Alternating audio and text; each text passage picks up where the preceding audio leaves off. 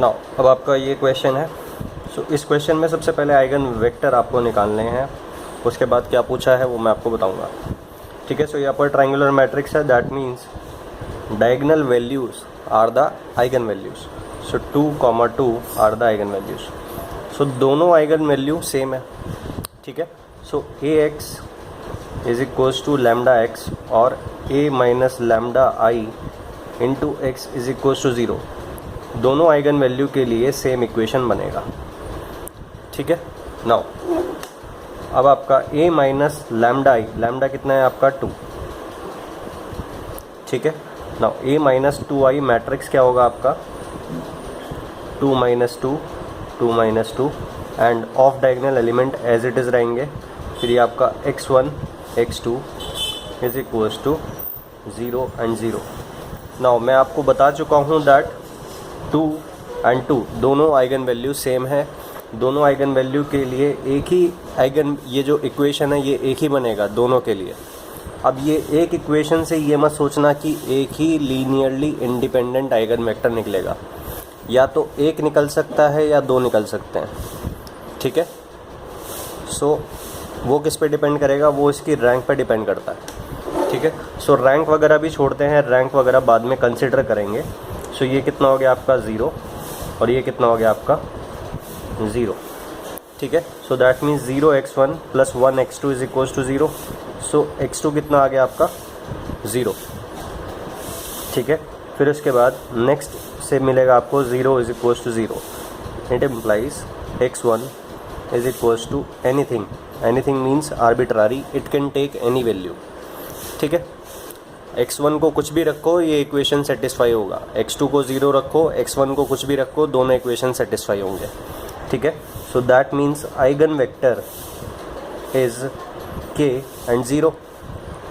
now with this k and 0 you can only make one linearly independent eigen vector.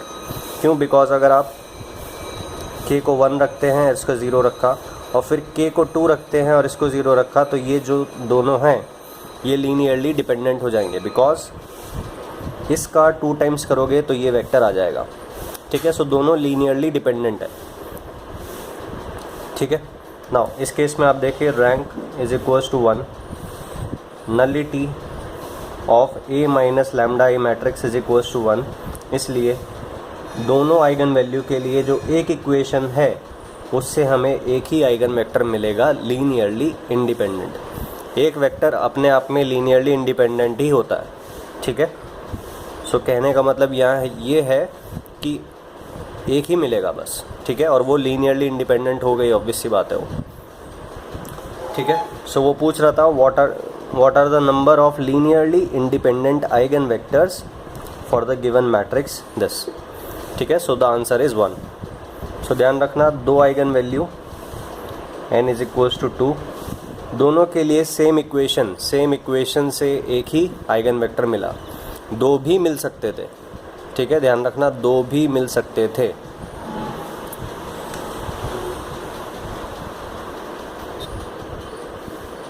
दो कब मिलते? जब x1 is equals to anything and x2 is equals to anything होता। दोनों arbitrary होते, then ये k1 होता और ये k2 होता। सो आप दो लीनियरली इंडिपेंडेंट आइगन वेक्टर्स इससे लिख सकते थे। किस तरह से? फॉर एग्जांपल, एक को मैंने 1 0 ले लिया, यहाँ 1 लिया तो यहाँ 0 ले लिया, यहाँ 0 लिया तो यहाँ नॉन ज़ीरो ले लिया। बेसिकली एक केस में यहाँ 0 है, यहाँ नॉन ज़ीरो है, एक केस में यहाँ 0 है, यहाँ नॉन ज़ीरो है। इस तरह के जो वेक्टर्स होते हैं वो लीनियरली इंडिपेंडेंट होते हैं। ठीक है, दोनों सेटिस्फाई करते अगर पॉसिबल होता, अगर इस तरह से वेक्टर आता तो। ठीक है, बट यहाँ ये 0 है, सो यहाँ से बस एक ही वेक्टर पॉसिबल है।